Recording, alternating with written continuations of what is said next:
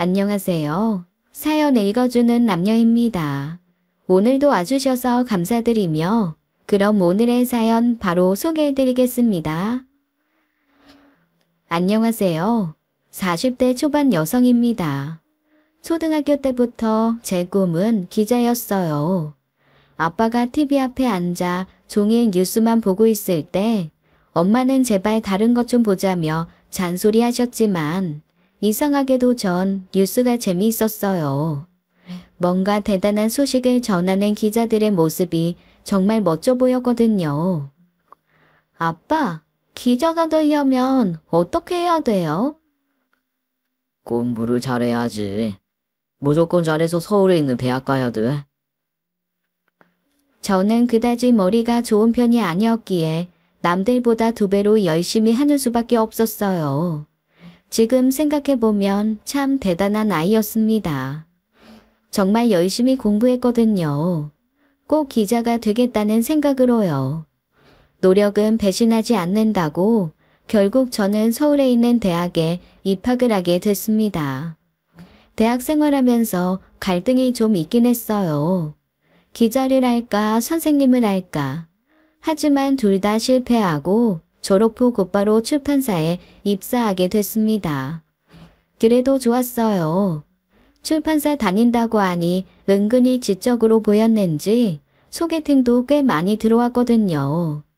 당연히 제 콧대도 높아졌고 지금 생각해보면 괜찮은 남자들이 많이 대시해 왔었는데 그때마다 참 건방지게 굴었던 것 같습니다.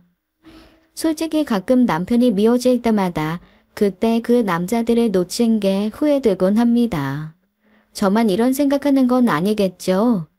출판사에 입사해 회사 생활도 열심히 해서 능력도 인정받았어요. 제가 밀었던 작가의 책이 베스트셀러가 되기도 했고 여기저기서 출판 좀 해줄 수 없냐며 로비도 엄청 들어왔습니다. 그래서 나름 또 다른 꿈을 키워갔어요. 언젠가는 꼭 출판사 사장이 돼야지. 내 이름을 내건 출판사 차려야지. 하지만 세상 일이라는 게 뜻대로 되진 않더라고요. 어느 날 청천벽력 같은 소식을 듣게 됐습니다. 아침 회의를 마치고 외근 나가려는 순간 고향에 있는 남동생한테서 전화가 걸려왔어요. 누나, 놀라지 마. 엄마, 암이래. 어? 암이라고? 무슨 암? 유방암. 이미 3기래. 20살 때 서울 올라와 10년 넘게 서울 생활하면서 고향에 있는 가족들에게 무심했습니다. 부모님도 너는 꼭 서울에서 성공해라 하시면서 연락도 자주 안 하시고 고향에 내려오라는 잔소리도 하지도 않으셨어요.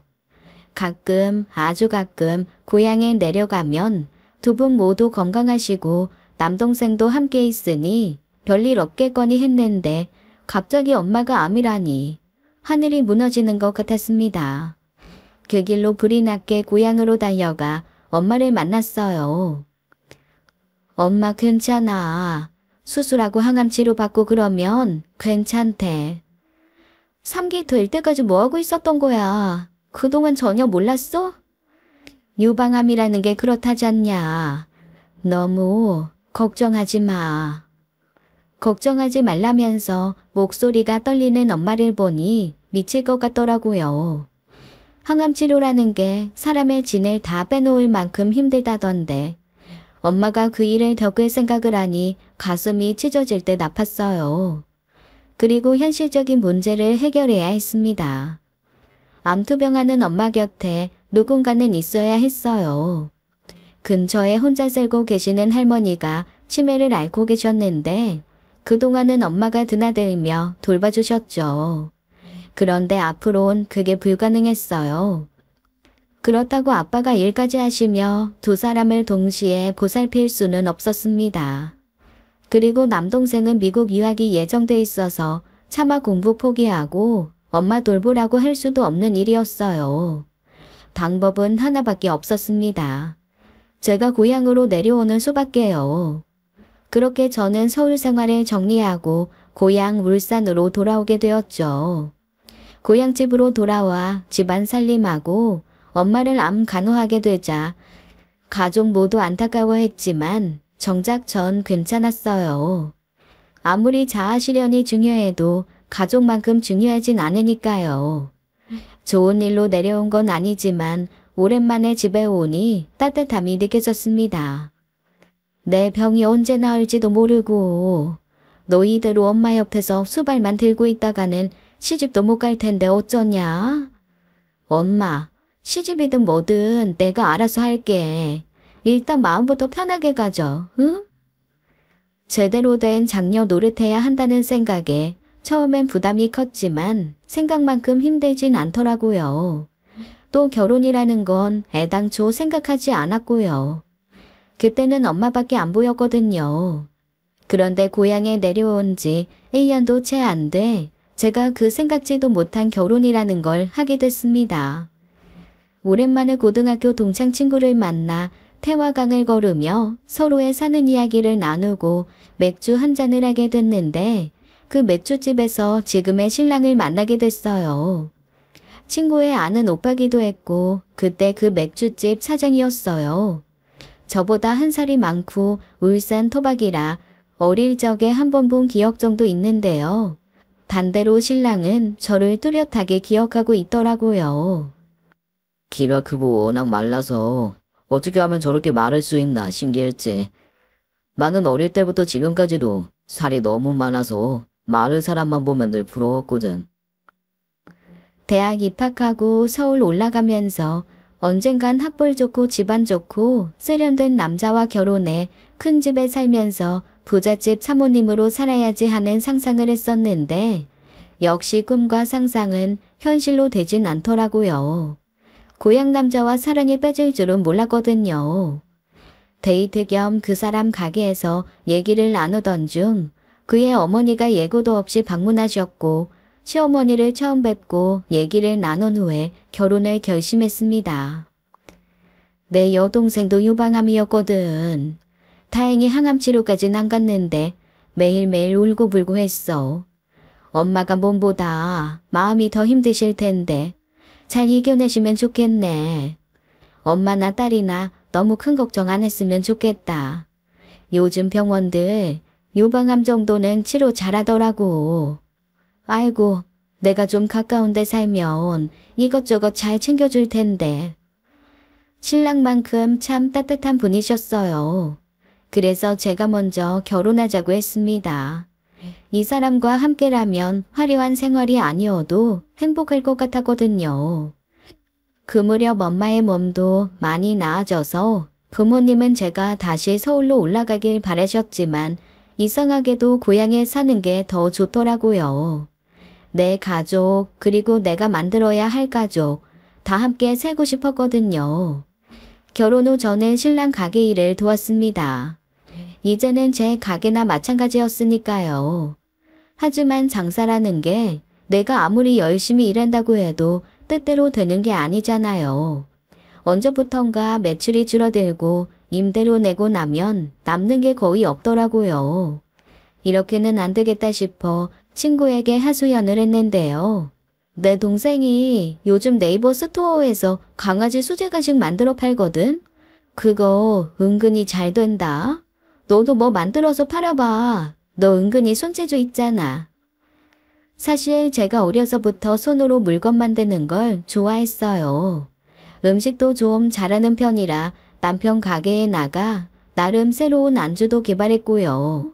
새로 산 옷이 안 맞을 때는 제가 직접 수선해 입고 다닐 정도여서 대학 때 친구들 옷도 많이 수선해줬습니다. 서울 올라와 자취 시작하자 소형 미싱을 사서 쿠션 커버도 만들고 냄비 받침도 만들고 무엇보다 공부가 안 되거나 스트레스 받을 때는 미싱질하는 게 제일 좋더라고요. 친구의 말을 듣고 생각을 해봤습니다. 뭘 만들면 장사가 될까? 그래서 생각해낸 것이 강아지 옷이었어요.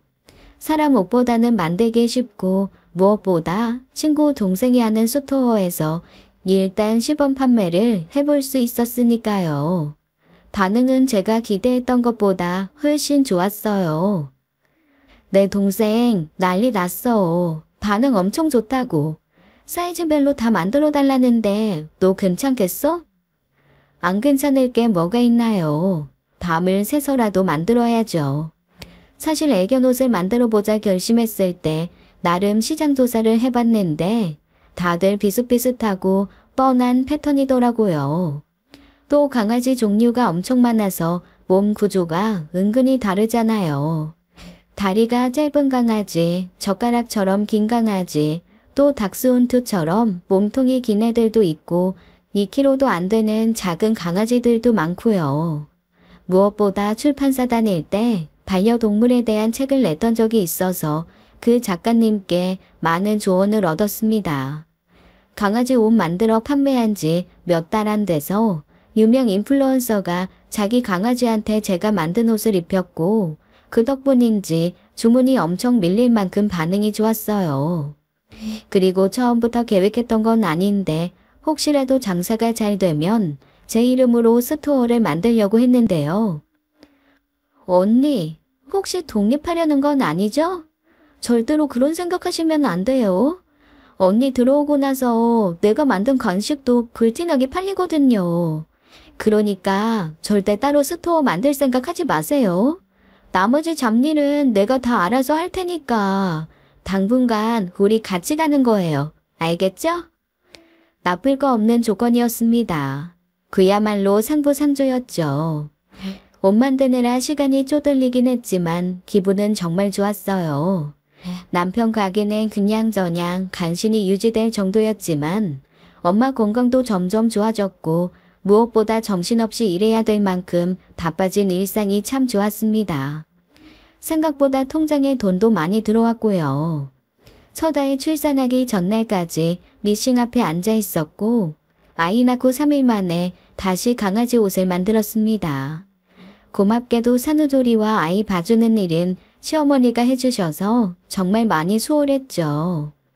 서울에서 잘 나가는 직장인이었다가 울산에 내려와 강아지 옷이나 만들고 있는 모습이 짠해 보였는지 아빠는 제가 결혼하겠다 했을 때도 탐탁지 않아 하셨고 볼 때마다 한숨을 쉬셨는데요.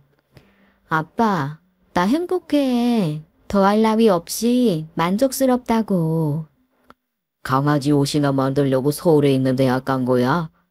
너는 손을 굴려서 살기엔 아까운 애야. 머리를 굴리면서 살아야지. 강아지 옷 만드는 것도 머리 쓸 일 많아. 그리고 딸 대신 아들이 잘 나가고 있잖아. 그러니까 이제 그만 속상해해. 난 정말 좋다니까. 그 무렵 동생이 공부 마치고 돌아와 서울에 있는 유명 게임 회사에 취업했거든요. 전 그것만으로도 만족스러웠습니다. 너희 부모님은 좋으시겠다. 아들이 똑똑해서 좋은 회사에 취직도 하고 복이 많으신 분들인가 보다. 시어머니가 이렇게 말하신 이유는 시동생 때문이었습니다. 남편에겐 4살 아래 남동생이 있는데요. 대학을 다니다 중퇴하고 이것저것 장사해보겠다며 시도했다가 수차례 돈만 날린 상태였어요. 그렇다고 망나니까진 아니고 본인은 열심히 노력했지만 잘 안 된 케이스여서 시어머니가 속상해 하실 만도 했죠. 제가 저러다 장가나 갈지 모르겠어. 공부나 다 마치지. 괜히 중퇴는 해갖고 어디 가서 이력도 제대로 못 내밀잖아. 하지만 어머니의 걱정이 무색하게 시동생이 어느 날 불쑥 결혼할 여자를 데려왔어요. 그녀는 저와 동갑이었습니다. 다시 말해 시동생보다 3살 연상이었죠. 연상이긴 했지만 엄청난 동안이었고 저와는 다르게 아담하고 꽤 미인이었습니다. 어머니도 은근히 만족해 하셨고 뭐가 그렇게 급한지 서둘러 결혼식을 올리더군요. 신혼집은 시동생이 모아둔 돈이 없었기에 시댁에 들어와 산다고 했습니다. 요즘 아무리 돈이 없어도 웬만해선 시집살이 안 하는데 흔쾌히 시댁에 들어온다니 참 대단하다 생각했죠. 그래서 잘해주고 싶었어요. 제가 손위동서이긴 하지만 나이도 같고 저 대신 시부모님 모신다 생각하니 죄 지은 것도 없는데 괜히 미안해지기도 했거든요. 시어머님은 아이를 보러 거의 이틀에 한 번꼴로 저희 집에 오셨는데요. 어쩐 일인지 시동생 내외가 들어와 산 이후로는 얼굴 표정이 좋아 보이지 않았습니다. 그렇다고 동서가 잘해주냐, 집안 살림은 누가 하느냐, 대놓고 물어볼 순 없었어요. 같은 며느리로서 저도 시댁에 흠없이 잘하는 며느리는 아니었으니까요. 그런데 어머니가 먼저 털어놓으시더라고요. 너, 내가 여기 오는 거 많이 불편하니? 불편하면 얘기해도 돼. 아니에요, 어머니. 아시다시피 저 하루 종일 미싱 앞에 앉아 있어야 돼서 집안일 제대로 못하는 게 얼마나 많은데요. 어머니가 그거 다 해주시잖아요. 그런데 제가 왜 불편하겠어요? 오히려 감사하죠. 근데 갑자기 왜 그런 말씀 하시는 거예요? 작은 애는 나랑 같이 있는 게 많이 불편한가 봐. 동서가요? 동서가 어떻게 하길래요? 뭐라고 대놓고 말하진 않는데 밥도 잘 안 먹고 방에서 나오지도 않고 밝게 웃는 얼굴을 본 적이 거의 없어. 그게 나 때문이가 싶기도 해서. 그래서 반나절이라도 편하게 있으라고 내가 일부러 너희 집에 오는 거야. 그때까지 저는 동서와 따로 시간을 내 얘기 나눠본 적이 없었습니다. 딱히 기회가 없었거든요. 그래서 동서의 성향이 어떤지 전혀 몰랐어요. 솔직히 좀 무심했죠. 그래도 맏며느리인데 신경 좀 쓸 거라는 생각이 들어 주말에 시댁에 들렀습니다. 남편도 가게에 좀 늦게 나가겠다며 함께 갔는데요. 다같이 식사를 하며 얘기를 나누던 중 형수님, 얼마 전에 제 친구도 자기 강아지한테 형수님이 말대신 옷 사서 입혔대요. 만족도가 높던데요. 그래요? 서방님 친구인 줄 알았으면 리본이라도 하나 더 달아줬을 텐데 미리 말씀하시지. 네, 다음에 주문할 때 꼭 얘기하라고 할게요. 그때까지 동서는 한마디도 없이 밥만 먹더라고요. 그래서 좀 친해져야겠다 싶어서 제가 먼저 말을 붙였어요. 동서 친구 중에도 강아지 키우는 사람이 있으면 소개 좀 해줘. 강아지 종류별 사이즈별로 다 맞춰서 만들 수 있거든. 그래, 자기 친구들도 강아지 많이 키우잖아. 말티즈 3마리 키우는 친구도 있지 않았나? 솔직히 제가 장사하려고 꺼낸 말이었겠어요. 그냥 식사 분위기 좋게 만들려고 했던 말이었는데 제 말에 대한 동서의 반응은 좀 의외였습니다. 나 요즘 그 친구랑 연락 안 해. 강아지 키운다고 너무 호들갑 떨어서 재수 없더라고. 알잖아, 나 강아지 싫어하는 거. 길 걷다가도 반대편에 강아지 오면 인상이 팍 써지더라고. 왜 사람 사는데 동물들이 설치는지 모르겠어. 생각지도 못한 지나친 반응이었기에 저는 얼굴이 화끈해질 만큼 뻘쭘해졌습니다. 저뿐만이 아니고 시부모님, 남편, 시동생도 다 놀란 표정이었고요. 나도 강아지를 직접 키우는 건 아니지만 반려동물이 주는 뭔가가 있다잖아. 그러니까 다들 애지중지 키우는 거겠지. 솔직히 동물 한 마리 키우는데 손이 좀 많이 가요? 먹이고 재우고 똥오줌 치우고 그것만으로도 귀찮은데 굳이 옷까지 챙겨 입혀야 되나? 제 입장에선 너무 극성 같아 보여요. 강아지 옷 입혀서 데리고 나온 사람들 보면 되게 비호감이더라고요. 본인 의견이 그렇다니 반박은 안 하겠지만 굳이 시부모님 모시고 식사하는 자리에서 이렇게까지 말할 필요가 있을까요? 겉으로 표현은 안 했지만 기분이 너무 나쁘더라고요. 그런데 거기서 끝이 아니었어요. 형님은 그 좋은 손재주로 기왕이면 사람 옷을 만들지 왜 개 옷을 만드세요?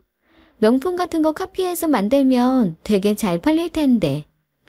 분명 저를 무시하는 말이었습니다. 이 사람이 눈치가 없는 걸까? 아니면 대놓고 나를 먹이려고 하는 걸까? 좀 헷갈리더라고요. 하지만 식구들이 모두 있는 자리라 정색하고 받아칠 순 없었죠. 명품 카피해서 팔면 불법일걸? 그리고 나 그 정도로 손재주 좋지 않아. 그래요? 불법이에요. 이상하다. 인터넷 보면 여기저기에서 다 팔던데. 밥상머리 앞에서 젓가락 깨작깨작대며 말하는 본새가 영 거슬렸습니다. 그때 옆에 있던 남편이 쎄한 기분을 직감했는지 아버지, 어머니, 저 먼저 일어날게요. 가게 문 열어야 돼서요. 이러면서 제게 어서 가자는 듯 눈치를 주더라고요. 하지만 전 쉽게 일어설 수가 없었어요. 명색이 맏며느리인데 밥만 먹고 일어설 순 없잖아요. 그때 어머니가 고드시더라고요. 그래, 어서들 가봐라. 상 치우는 건 걱정하지 마. 내가 천천히 치우면 되니까. 애 조리하는 것 같으니까 어서 가서 재워. 그때 알았습니다. 어머니가 동서 눈치를 적지 않게 보고 산다는 걸요. 사실 저희 시어머니가 워낙 조용하고 남한테 싫은 소리 못하시는 성격인데다가 대부분의 엄마 마음이 그렇듯 아들이 잘나야 며느리 앞에서도 당당할 텐데 시동생 돈벌이가 변변치 못하니 동서 눈치를 많이 보는 듯 했어요. 그 모습을 보니 마음이 참 짠하더라고요. 그 후로 딱히 시댁에 갈 일은 없었습니다. 시어머니가 저희 집에 왔을 때도 괜히 더 속상해 하실까봐 동서와의 관계에 대해 묻진 않았어요. 그런데 얼마 후 느닷없이 동서가 저희 집에 찾아왔더라고요. 형님, 뭐 하세요? 바쁘세요? 그때 저는 아이 어린이집 보내놓고 슬슬 미싱일을 시작할까 하던 참이었어요. 동서는 괜히 제 앞에서 미싱을 만지작대면서 신기한 듯 보더라고요. 동서가 연락도 없이 웬일이야? 미리 연락하고 왔으면 맛있는 거라도 준비했을 텐데 별일은 없지? 별일이 뭐 있겠어요. 그냥저냥 사는 거죠. 별일 없다고는 하지만 분명 뭔가 할 말이 있어 보였습니다. 그리고 집안을 구경하듯 한참을 둘러보더니 형님, 사실 제가 일을 시작했어요. 그래? 무슨 일? 형님도 아시다시피 그 사람 벌이가 시원치 않잖아요. 아는 형 회사에 다니는데 월급도 쥐꼬리만큼 갖다 줘요. 그러다 보니 언제 분가하게 될지 기약도 없고 슬슬 애도 가져야 되는데 돈 없이 애 키운다는 게 보통 힘든 일이 아니잖아요. 그래서 저도 벌어야겠더라고요. 저 아는 언니가 보험 설계하는데요. 쉬운 일은 아니지만 일단 부딪혀 보라길래 저도 한번 해보려고요. 그래서 한동안 교육받으러 다녔거든요. 그래? 잘 됐네. 그 일 나름 괜찮다고 하더라. 잘하는 사람은 돈도 꽤 많이 벌더라고. 요즘 다들 힘든데 어떻게 취업이 됐네? 축하해. 그래서 말인데요.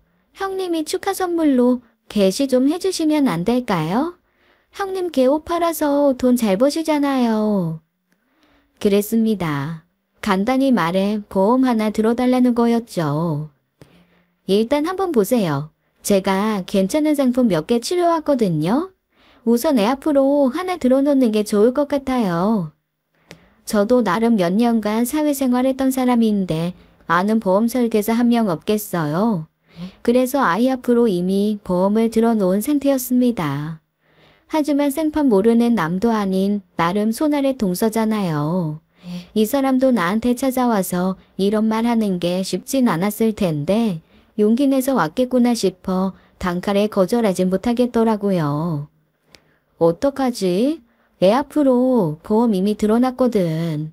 애는 됐고 우리 신랑 앞으로 괜찮은 상품 하나 알아봐줘. 그래요? 그럼 제가 내일 다시 올게요. 바로 계약해 주시는 거예요? 저 형님만 믿어요. 솔직히 정말 솔직히 동서가 얄미웠습니다. 하지만 한편으론 뭐라도 들어줘야 손이동서로서 그나마 위신이 서지 않을까 싶었어요. 동서는 그 다음날 곧바로 서류를 챙겨왔고 앉은 자리에서 바로 계약서에 사인을 받아갔습니다. 그런데 며칠 후 가게 일 마치고 돌아온 남편이 얘기하길 아까 낮에 가게로 재수 씨 왔었어. 동서가? 무슨 일로? 영업하러 온 거지, 뭐. 평소에 만나면 눈도 못 마주치던 사람이 생글생글 웃으면서 어찌나 사정하던지. 한껏 뭐까지 부리고 왔더라. 가게 앞으로 화재보험 늘었냐, 상가보험은 어떻게 했냐, 꼬치꼬치 따지더라고. 그래서 웬만한 건 이미 다 돼 있다고 했지. 동서도 참, 장사하는 사람이 보험도 안 들고 장사할까봐? 전에 당신이 내 이름으로 하나 들어줬다며. 우리 집 경제권은 전부 당신 앞으로 돼 있어서 내가 마음대로 할 수 있는 게 없다고 했어. 그래도 영 아쉬운지 한참을 앉아있다 가더라. 왠지 모르게 기분이 안 좋았지만 그래도 먹고 살려고 열심히 노력하는구나 싶었습니다. 이후로도 동서는 저에게 자주 보험 얘기를 꺼냈어요. 형님, 친정 식구들 앞으로 보험 좀 들어주세요. 친정 부모님 안보험 같은 거. 벌써 다 있지. 그리고 우리 엄마는 이미 유방암 수술 받았잖아. 유방암 걸렸다고 다른 암은 안 생기나요? 요즘 암이 얼마나 흔한데요. 다른 것도 걸릴 수 있잖아요. 그때 목돈 챙기면 얼마나 좋아요? 안 그래요? 원래 말을 안 거르고 하는 사람인 건 알았지만 아무리 친한 사이라고 해도 되는 말과 그렇지 못한 말이 있는 건데 동서는 그야말로 아무 생각이 없는 것 같았습니다. 동서, 다른 데 가서도 이렇게 영업해? 암 걸린 사람에게 또 암 걸릴 수 있으니 보험 좀 들어라? 그게 얼마나 무례한 말인지 몰라? 사실이 그렇잖아요. 암이라는 게 불쑥불쑥 여기저기 다 생기는 병이니까. 그 말이 틀렸다는 말이 아니잖아. 동서, 영업하는 사람 아니야? 같은 말이라도 되도록 상대가 불쾌하지 않은 선에서 설득력 있게 말해야 하는 거 아니냐고. 또 암 걸릴 수 있다. 그러니까 보험 들어라. 이러면 누가 들어주겠어? 형님, 지금 저한테 영업 방식 가르치는 거예요? 형님 서울 살 때 괜찮은 직장에 다녔던 건 알겠는데요. 저 일하는 방식 갖고 이래라 저래라 하시는 건 조금 선 넘는 거 아닌가요? 그렇습니다. 동서는 자신이 선 넘는 얘기하는 건 생각 못하고 남이 조금만 쓴소리를 해도 발끈하는 성격이었어요. 제가 사는 게 빡빡해서 형님한테 아쉬운 소리 좀 했네요. 어떻게든 살아보겠다고 용쓰는 사람한테 조금이라도 도와주진 못할 망정 이상한 거 가지고 트집 잡으실 건 없잖아요. 동서, 무슨 말을 그렇게 섭섭하게 해? 트집이라니. 그리고 내 딴에는 애 아빠 앞으로 보험 든 거 이미 있는데도 동서 생각해서 하나 더 들었잖아. 그 생각은 안 해? 그리고 아버님이 우리 애 앞으로 보험 하나 들어줬다며. 이러고도 우리가 안 도와줬어? 네, 눈물나게 감사하네요. 그런데 형님 노릇하고 싶으면 집안일 관련해서만 하세요. 저 일하는 거는 간섭하지 마시고요. 상당히 불쾌하거든요. 이쯤 되니 저도 열이 확 받더라고요. 지가 우리 엄마 얘기한 건 생각 못하나? 우리 엄마 암 걸려서 몇 년간 고생하시다가 이제 조금 몸 추스르고 사시는데 거기다 대고 또 다른 암 걸릴 수 있다 어쩐다 안 했어? 그게 할 소리냐고. 그리고 본인 일에 간섭하지 말라고? 저는 동서 나한테 뭐라고 했어? 뭐하러 강아지 옷 같은 거 만들어 파냐고 안 했어? 동서는 내일에 이래라 저래라 안 했냐고. 솔직히 제가 틀린 말 했다고 생각 안 합니다. 아무리 제가 윗사람이라 양보하고 감싸줘야 된다는 거 알지만 이건 좀 아닌 것 같아 저도 모르게 막 쏟아냈는데요. 네, 죄송하네요. 이제 다시는 형님한테 보험 들어달라는 말 안 할 테니까 걱정하지 마세요. 제가 지금껏 살면서 보험 들어달라는 소리를 동서한테만 들었을까요? 여태까지 그 어떤 보험 설계사도 저런 식으로 얘기한 사람은 없었습니다. 누구는 성질 없는 줄 아나. 맘 같아서는 딱이라도 한 대 올리고 싶은 심정이었는데 간신히 참았던 거예요. 그 후로 동서는 저에게 연락 한 번 없었습니다. 명절에 얼굴 봐도 대면대면 했고요. 그러다 보니 시부모님을 뵙고 싶어도 혹시라도 동서랑 마주칠까 시댁에 가는 일이 뜸해졌습니다. 덧붙여 제 아이가 어린이집에 다니기 시작하면서 어머니도 저희 집에 오시는 일이 뜸해졌는데요. 어느 날 퇴근에 들어온 남편의 표정이 엄청 안 좋더라고요. 왜 그래? 무슨 일 있었어? 진성 손님이라도 왔던 거야? 제 물음에 남편이 의미심장한 대답을 하더군요.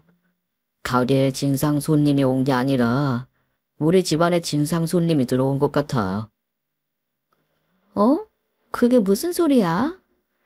남편에게 얘기를 들으니 그날 동서가 친구들과 함께 남편 가게에 들렀다고 합니다. 아마도 보험일하는 동료들과 온 것 같았는데 우연히 그들끼리 나누는 대화를 듣고 너무 화가 났대요. 그래서 자세히 얘기 좀 해봐라 했더니 여기가 자기 형님네 가게라고? 엄청 넓고 좋다. 손님도 많네. 아버님이 차려주신 거래. 옷 좀 큰아들은 이렇게 번듯한 거 차려줬으면서 우리는 아무것도 안 해주냐? 지금이라도 가게 하나 차려달라고 해. 보험 속에서 하면서 여기저기 아쉬운 소리 하는 것보다는 사장님 소리 듣는 게 낫지. 됐어. 나도 처음엔 돈 좀 있는 집안인 줄 알고 결혼한 건데 그나마 있던 돈 두 노인네가 야금야금 다 쓰고 남은 건 노후자금 해야 된다고 절대 안 내놔.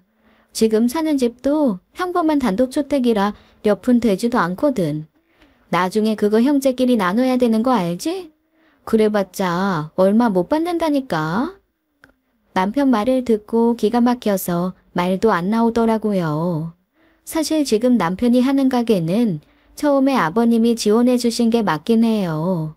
하지만 그 시작은 테이블 4개짜리 분식집이었고 남편 혼자 힘으로 돈 모아서 지금의 가게를 차린 거거든요. 따지고 보면 아버님 돈은 현재 가게 보증금의 3분의 1도 안 됩니다. 게다가 작은 아들은 아무것도 안 해준다니. 시동생이 대학 다니다 관두고 사업한답시고 부모님께 가져간 돈이 얼만데요. 부모님 돈만 가져간 게 아니에요. 제 남편 돈도 적잖이 날려먹었다고 합니다. 이런 사실은 동서도 다 알거든요. 그런데 어쩜 저런 생각을 하는지 정말 어이가 없더라고요. 이제 와서 이런 얘기해봤자 아무 소용없는 거 알지만 그 자식 원래 오랫동안 사귀던 여자 있었거든. 우리는 다들 그 여자랑 결혼할 줄 알았는데 그놈 딸애는 자리 좀 잡고 결혼하겠다 해서 계속 미뤘고 그 여자도 참고 기다려줬어. 그런데 지금 재수 씨랑 바람나서 그 여자랑 헤어진 거야. 뭐 어차피 본가 들어가 살 거면 애당초 그 여자랑 결혼하지. 어영부영하다가 괜찮은 여자 놓치고 어디서 이상한 여자를 데리고 왔는지 몰라.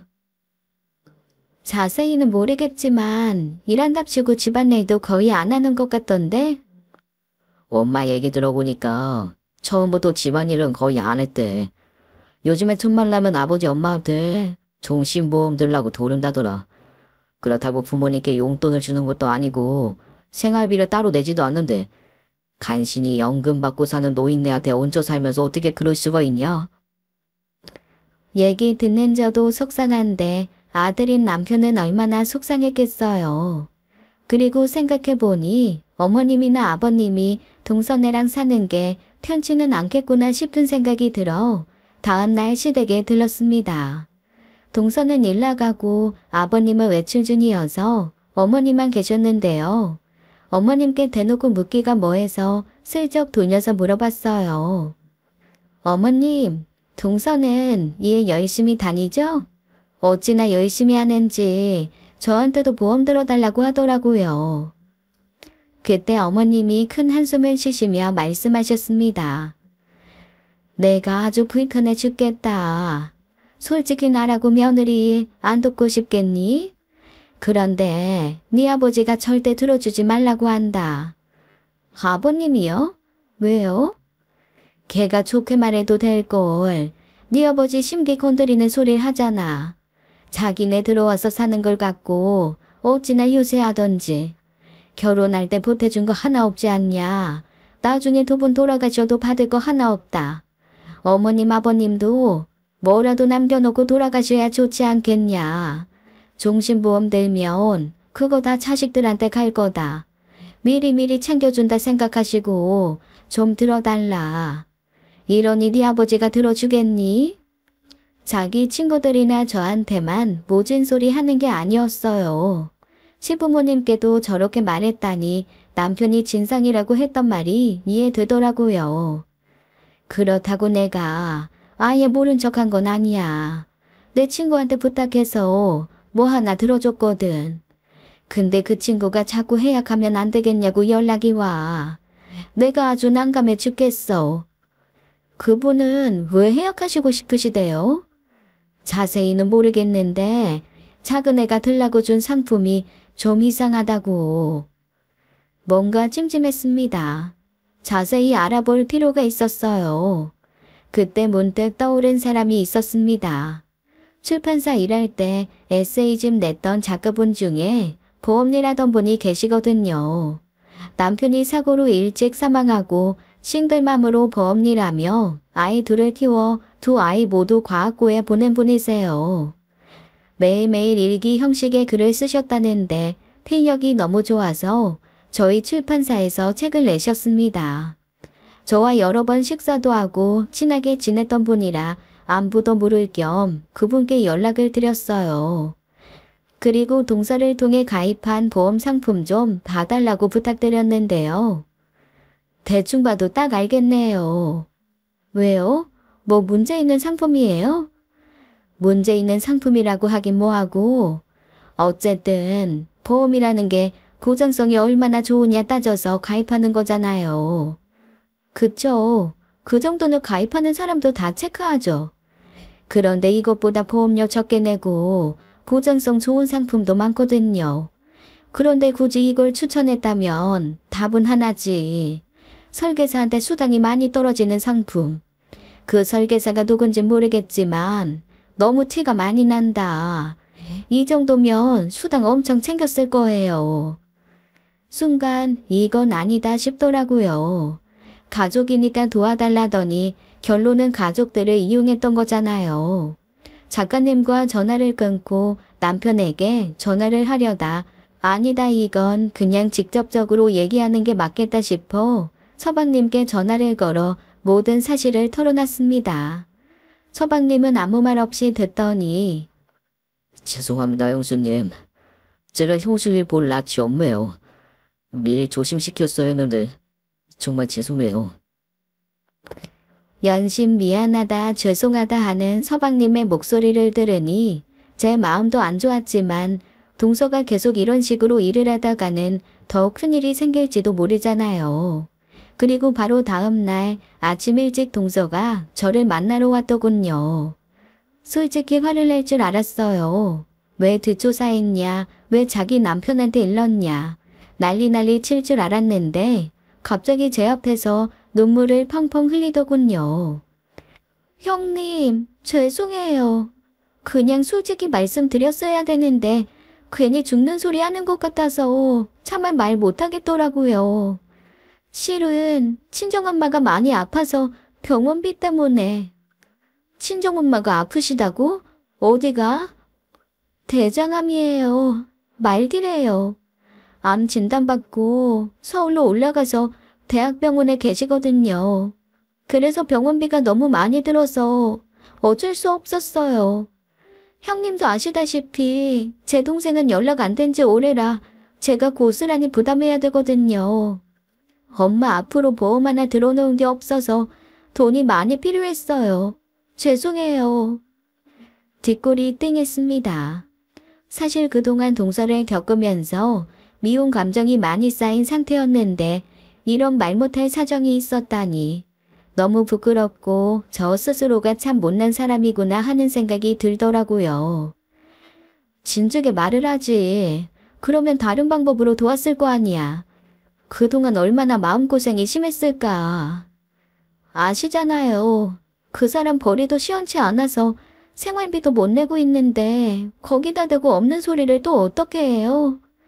아버님이나 어머님이나 저 못마땅해 하시는 거 알기 때문에 차마 친정엄마 아프다는 소리 못하겠더라고요. 엄마 암투병 하는 걸 고스란히 지켜봤기에 그동안 동서가 얼마나 힘들었을지 한 방에 와 닿았습니다.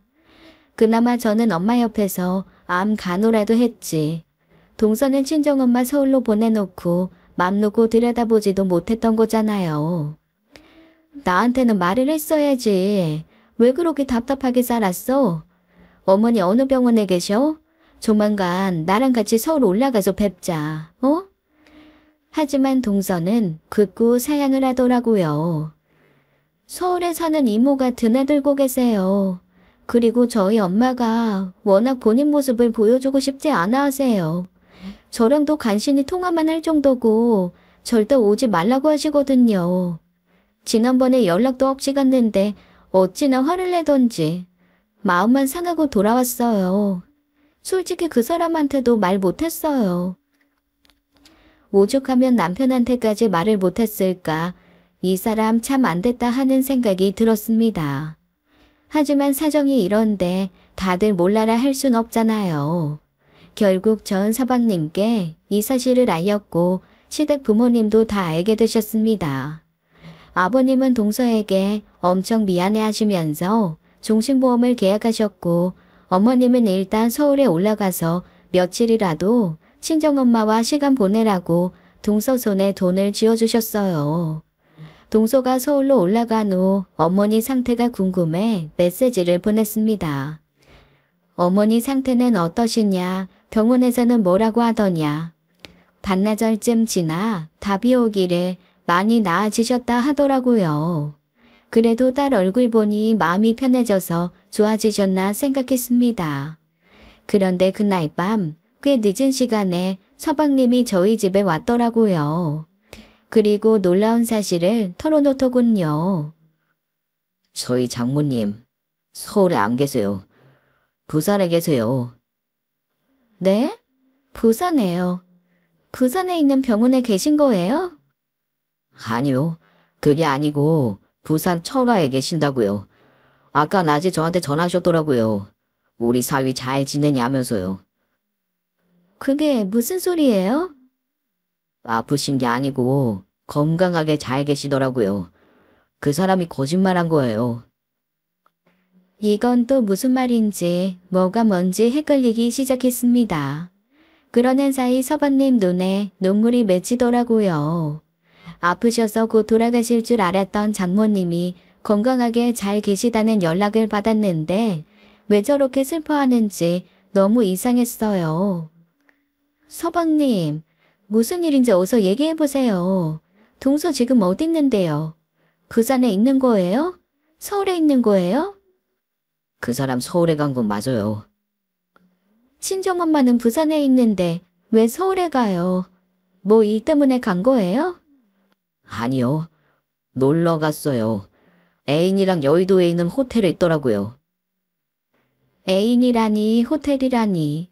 더 이상 말을 이어가지 못하는 서방님을 대신해 남편이 설명해 주길. 쉽게 말해 친정엄마 아프다고 뻥치고 애인이랑 놀러 간 거라고. 친정엄마 아프지도 않은데 알리바이 만드느라 거짓말 친 거야. 바람난 지 한참 됐대. 아우 열받아. 뭐 그런 미친 여자가 있어? 얘기를 들어보니 서방님은 진즉부터 눈치채고 있었다네요. 신혼 초부터 돈 문제로 매일 싸웠고 그래도 매달 쓸 돈을 갖다 줬는데 이렇게는 못 살겠다며 보험일을 시작한 거라고 합니다.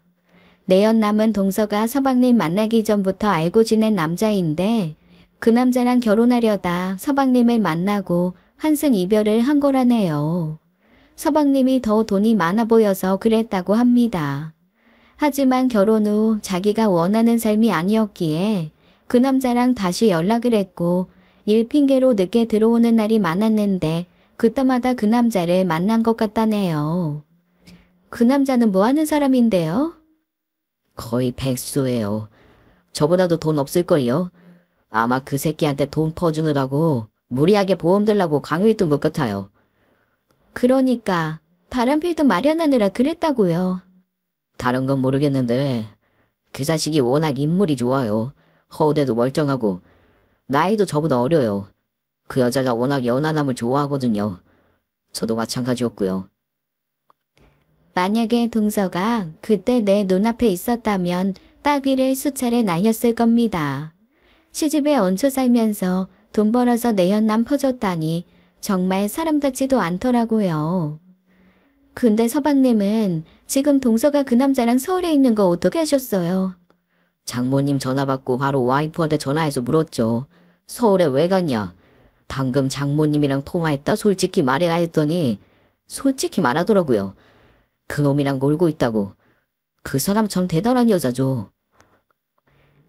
정리를 해보자면 내연남과 서울에서 놀고 있는 동서도 자기의 모든 것이 밝혀졌단 걸 알고 있다는 뜻인데, 그렇다면 더 이상 이 결혼 생활을 유지할 필요는 없잖아요. 결론은 어떻게 하면 가장 깔끔하게 헤어지느냐가 문제였습니다. 형수님 죄송해요. 좋은 모습 보여드렸어야 되는데 진짜 형수님께 드릴 말씀이 없네요. 제가 워낙 못난 몸이라 솔직히 저 어떻게 헤어져야 될지도 모르겠고. 말을 끝까지 잊지도 못하고 오는 서방님을 보니 나라도 정신 차려야겠다는 생각이 들었습니다. 일이 이렇게 된 이상 동서는 집에 돌아오지 않을 분위기고, 아니면 아주 뻔뻔하게 짐 챙기러 올 수도 있겠죠. 어쨌거나 뭔가를 준비해야 했습니다. 대학 선배 언니 남편이 변호사라 다음날 바로 전화를 걸어 물어봤어요. 소송을 준비하는 게 좋겠다길래 곧바로 소송 준비에 들어갔습니다. 내연남과 함께 있다고 얘기한 통화 녹음과 동서가 그동안 결혼 생활에 기여한 바가 없음은 명백하니 불리할 게 하나도 없었어요. 반대로 서방님은 결혼 생활에 충실했단 증거는 있었습니다.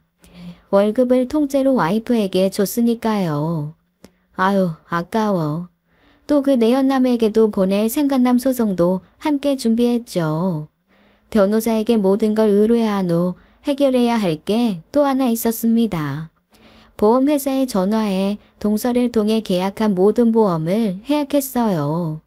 시부모님께도 어쩔 수 없이 다 얘기할 수밖에 없었죠. 때문에 어머님은 한동안 알아두우셨고 아버님은 매일매일 절에 다니시더라고요. 두 분 속이 얼마나 아플지 차마 가늠도 안 됐습니다.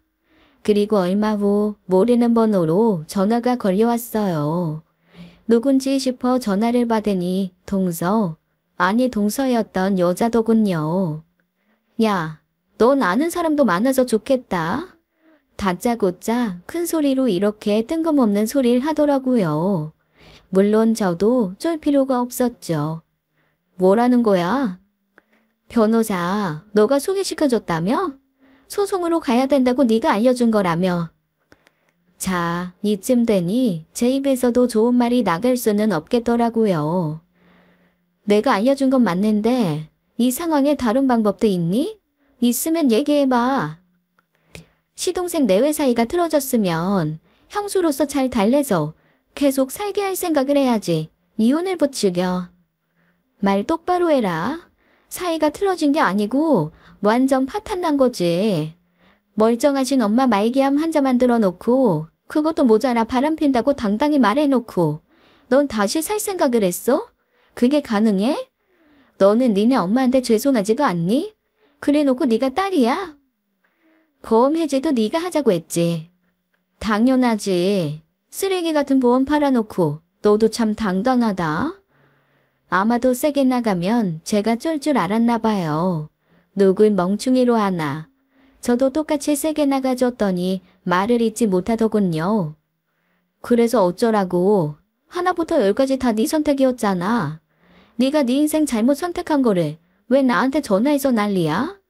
너는 자업자득이란 말도 모르냐? 나 너랑 한가하게 말싸움할 시간 없어. 강아지 옷 만들어야 돼서 바쁘거든? 그러니까 끊자. 전화를 끊기 전에 이 개만도 못한 기집애야라고 말하려고 했는데 그냥 참았습니다. 솔직히 그걸 굳이 말해야 하나요? 그래도 사람이면 자기가 뭘 잘못했는지 느끼고 후회하는 바가 있겠죠. 얼마 후에 부산에 계시는 동서의 어머니는 저희 시댁까지 찾아와 용서를 빚었다고 합니다. 딸이 그야말로 몸만 내쫓기게 됐고 거기다 위자료까지 줘야 하는 상황이 됐으니 가만히 앉아있을 수만은 없으셨나 봐요. 문 열고 들어오자마자 태성통곡을 하면서 내를 붙잡고 사정하는데 어찌할 바를 모르겠더라. 마음 같아서는 딸내미 교육을 어떻게 시킨 거냐고 따지고 싶었지만 무릎 꿇고 앉아서 펑펑 우는 모습을 보니 나까지 막 눈물이 나고 에휴. 딸 하나 있는 게 이렇게나 막 사는 거 보는 엄마 마음이 오죽하겠어. 혹시라도 용서해달라고 제발 이혼시키지 말라고 사정하면 어쩌나 했는데 그건 또 아니더라. 그냥 죄송하다는 말만 반복하더라고. 그래도 양심은 있는 양반이야. 소장을 받은 동서와 내연남은 위자료 줄 테니 소송을 취하해달라고 서방님한테 연락을 했다고 합니다. 남편은 괜히 법원 드나들고 시간 뺏기느니 그냥 위자료 받고 끝내는 게 어떻겠냐 말했다는데 서방님이 싫다고 했대요. 사실 서방님이 좀 유순한 사람이거든요. 하지만 그런 사람이 화나면 진짜 무섭잖아요. 동서나 내연남이나 돈 없는 걸 뻔히 알기에 위자료도 쉽게 받을 수 없다는 것도 알지만 그래서 더 소송으로 가고 싶답니다. 다시 말해 피를 말려보겠다 이거죠. 서방님의 선택을 말릴 순 없기에 하고 싶은 대로 하시라고 했어요. 동서였던 그 여자는 지금 어디서 뭐하고 있을까요? 인물 좋고 허우대 멀쩡한 내연남과 함께 위자료 마련할 궁리하느라 머리에 쥐나고 있을 텐데 그 둘의 사랑 같지도 않은 사랑은 얼마나 오래 갈까요? 장담하건대 길게 가지 못할 거라 확신합니다.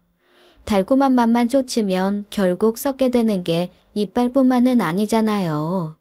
인생의 충치, 그 두 사람이 제대로 끙끙 앓았으면 좋겠습니다.